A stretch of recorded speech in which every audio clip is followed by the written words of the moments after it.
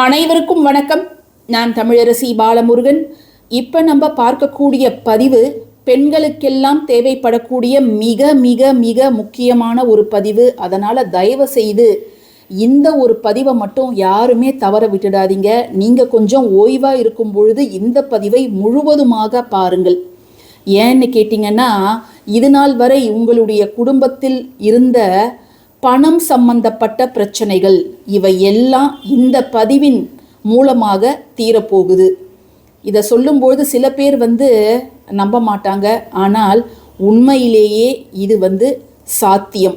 100% இல்லை, 1000% சாத்தியம். ஸோ பெண்களே, இப்போ நீங்கள் பார்க்கக்கூடிய இந்த பொருட்கள் மகாலட்சுமி வாசம் செய்யக்கூடிய சில பொருட்களை தான் என்னால் தற்சமயம் ரெடி பண்ணி உங்ககிட்ட இந்த வீடியோவுக்காக ஷேர் பண்ண முடிஞ்சது. மகாலட்சுமி தாயார் 108 பொருட்களில் வாசம் செய்வார்கள்.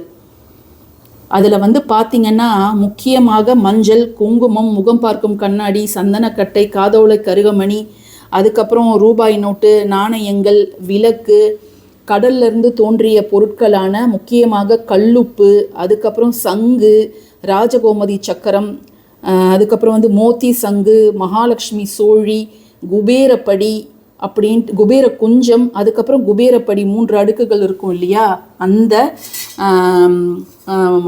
3 பானைகள் அப்படின்னு நம்ம சொல்லிக்கிட்டே போகலாம். அது மட்டும் இல்லாத இந்த குபேர எந்திரம், இந்த எண்கள் வரைஞ்சிருக்கக்கூடிய இந்த எண்கள் இவையெல்லாம் ஒரு வீட்டில் சகல ஐஸ்வர்யங்களும் சகல வளங்களும் நிறைந்திருக்கணும் அப்படின்னா இவையெல்லாம் ஒரு வீட்டில் அவசியம் இருக்க வேண்டிய பொருட்கள்.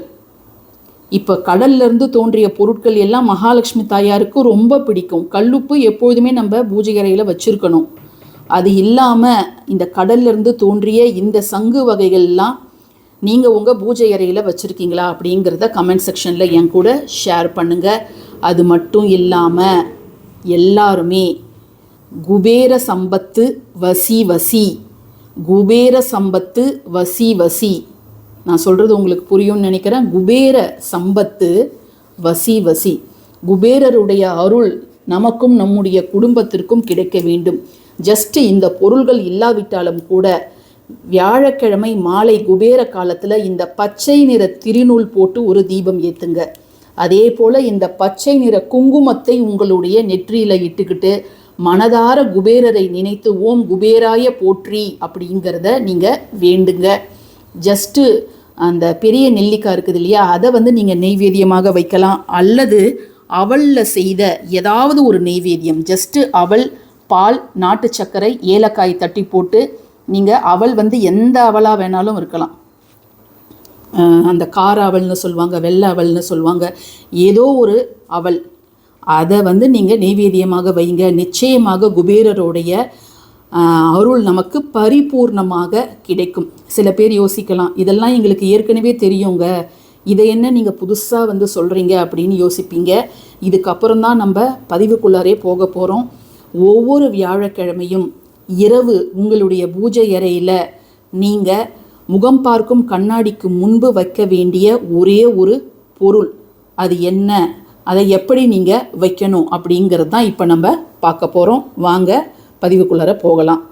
இதை யார் செய்யலாம் அப்படின்னு பார்த்தீங்கன்னா, ஆண்களும் செய்யலாம், பெண்களும் செய்யலாம். சுத்தபத்தமாக இருப்பவர்கள் மட்டும்தான் இதை நீங்கள் செய்யலாம். அதையும் நீங்கள் ஞாபகம் வச்சுக்கோங்க. ஒவ்வொரு வியாழக்கிழமையும் குபேர காலத்தில், அதாவது மாலை 5:30 மணிலேருந்து நீங்கள் இரவு எத்தனை மணி வேணாலும் நீங்கள் செய்யலாம். 5:30லேருந்து 8:30 குபேர காலம், 8 to 9 குருஹோரை. ஸோ நீங்கள் அந்த நேரத்தில் இதை உங்கள் பூஜை அறையில் அமர்ந்து செஞ்சிங்கன்னா ரொம்ப நல்லது.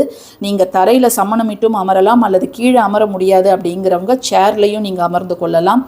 2 கைகளையும் நீங்கள் குபேர முத்திரையில் வையுங்க. உங்கள் கைகளை கீழே சமணமிட்டு அமர்ந்தீங்கன்னா உங்கள் முட்டி மேலே மடக்கி இருப்பீங்க இல்லையா கால்களை, ஸோ உங்கள் முட்டிக்கு மேலே இதை வச்சுக்கோங்க. சேரில் அமர்ந்தீங்கன்னா உங்கள் மடி மேலேயே இப்படி கைகளை வச்சுட்டு 2 கைகளிலும் குபேர முத்திரையை வையுங்க. குபேர முத்திரை அப்படிங்கிறது ரொம்ப ரொம்ப எளிது. கட்டை விரல், அதுக்கப்புறம் ஆள்காட்டி விரல், நடுவிரல், இது 3 விரல்களோட நுனிகளை ஒன்றாக்கி கொள்ளணும். அதுக்கப்புறம் சுண்டு விரல், மோதிர விரலை வந்து உங்களுடைய உள்ளங்கையை தொடுற மாதிரி நீங்கள் இதை மாதிரி வச்சுக்கோங்க. இந்த ஒரு குபேர முத்திரையை நம்ம தினம்தோறும் 5 நிமிடம் முதல் 10 நிமிடம் செய்வது நல்லது.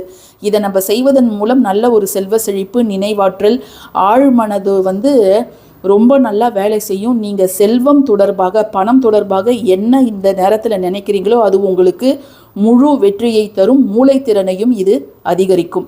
அதனால் வியாழக்கிழமை குபேர காலத்தில் இந்த குபேர முத்திரையை வச்சு உங்களுக்கு என்ன பண தேவை, ஒரு லோன் கேட்டிருக்கிறீங்களா, அல்லது வந்து ஒரு நகை வாங்கணும்னு நினைக்கிறீங்க, இல்லை ஒரு இடம் முடியணும்னு நினைக்கிறீங்க, எல்லாத்துக்குமே அடிப்படை காரணம் பணம் தான். ஸோ அந்த பணம் உங்ககிட்ட வந்து தாராளமாக புழங்கணும் அப்படிங்கிறதுக்காக நீங்கள் குபேரர்கிட்டையும் லக்ஷ்மி தாயார்கிட்டையும் இந்த முத்திரையை வச்சு நீங்கள் செய்யுங்க, பிரார்த்தனை பண்ணுங்கள். நிச்சயமாக நீங்கள் என்ன நினச்சி செய்கிறீங்களோ அது உங்களுக்கு மிக விரைவில் வந்து சேருங்க.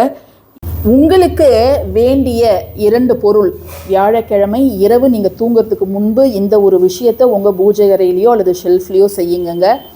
முகம் பார்க்கக்கூடிய கண்ணாடி, அதுக்கப்புறம் சில்லற நாணயங்கள். இந்த நாணயங்கள் வந்து நீங்கள் குபேர பூஜை செய்வதற்கு 108 காசுகள் வச்சுருந்தீங்கன்னா நீங்கள் அதையே பயன்படுத்திக்கலாம். அல்லது பூஜை ரூமில் நான் வந்து சில்லற காசுகள்லாம் ஒரு கிண்ணத்தில் போட்டு வச்சுருக்கிறேன் அப்படின்னா நீங்கள் அதை பயன்படுத்திக்கலாம்.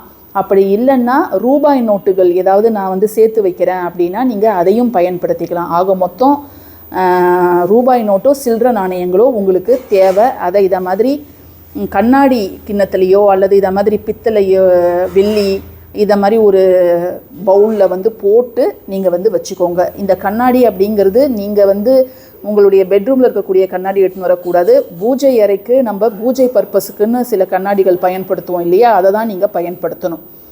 ஸோ நீங்கள் செய்ய வேண்டியது என்ன அப்படின்னு பார்த்தீங்கன்னா, இந்த கண்ணாடியை வந்து நீங்கள் வடக்கு முகமாக வைக்கணும். இந்த கண்ணாடி வந்து வடக்கு பார்த்து இருக்கணும், சரிங்களா? இந்த கண்ணாடி வடக்கு திசை, நார்த் டைரக்ஷனை பார்த்து இருக்கணும். இந்த சில்லற நாணயங்கள் இதற்கு முன்பு இருக்கணும். ஸோ இந்த நாணயங்களோட இமேஜ் வந்து இந்த கண்ணாடியில் தெரியணும். இது கொஞ்சம் ஹைட்டு கம்மியாக இருக்குதுன்னா நீங்கள் இதுக்கு கீழே ஏதாவது ஸ்டாண்ட் வச்சு இப்படி தெரிகிற மாதிரி நீங்கள் வச்சுக்கோங்க. இதை மட்டும் நீங்கள் செய்யுங்க. இதை வச்சுட்டு என்றைக்குமே எங்கள் வீட்டில் இதே போல் செல்வம் வந்து சேர்ந்துக்கிட்டே இருக்கணும் அப்படிங்கிறத நீங்கள் வேண்டிக்கோங்க. பாதுகாப்பாக இருக்கும் பட்சத்தில் உங்ககிட்ட இருக்கக்கூடிய தங்க நகைகளோ அல்லது வெள்ளி பொருள்களோ கூட இதில் நீங்கள் வைக்கலாம். ஸோ தட் இது வந்து அதில் பிரதிபலிக்கும். வியாழக்கிழமை இரவு மட்டும் இதை நீங்கள் செஞ்சு பாருங்கள், நிச்சயமாக நல்ல பலன் அப்படிங்கிறது கிடைக்கும். இப்போது திசையையும் நீங்கள் கரெக்டாக பார்த்துக்கோங்க. இந்த கண்ணாடி ஒன்று வடக்கு பார்த்து இருக்கணும் அல்லதுனா கிழக்கு பார்த்து இருக்கணும். வடக்கு பார்த்து இருந்துச்சுன்னா இந்த சில்லற நாணயங்கள் தெற்கு பார்த்து இருக்கும், சவுத் ஃபேஸிங்கில் இருக்கும்.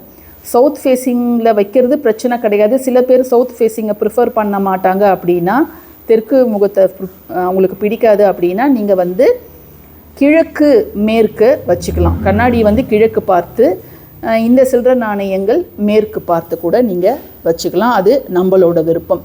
மறுநாள் காலையில் எப்பொழுதும் போல் இந்த கண்ணாடியை எடுத்து இருக்கிற இடத்துல வச்சிடலாம், சில்லற நாணயங்களை எடுத்து இருக்கிற இடத்துல வச்சிடலாம். இதை செய்வதற்கு நீங்கள் குபேர பூஜை செய்யணும், நெய்வேத்தியம் வைக்கணும் அல்லது குபேர முத்திரை வைக்கணும் அப்படின்லாம் எதுவுமே அவசியம் கிடையாது. ஸோ நீங்கள் அதெல்லாம் எதுவுமே செய்யாமல் கூட நீங்கள் தூங்குறதுக்கு முன்பு இந்த ஒரு விஷயத்தை மட்டும் செஞ்சுட்டு, பொன்பொருள் சேர்க்கை எங்கள் வீட்டில் எப்பொழுதும் குறைவில்லாமல் இருக்கணுன்றதை மட்டும் நீங்கள் வேண்டிக்கலாம், சரிங்களா? இந்த பதிவு பிடிச்சிருந்ததுன்னா கட்டாயமாக லைக் பண்ணுங்கள், ஷேர் பண்ணுங்கள், நம்ம சேனலுக்கு சப்ஸ்கிரைப் பண்ணுங்கள். தேங்க்யூ ஃபார் வாட்சிங் திஸ் வீடியோ. நன்றி.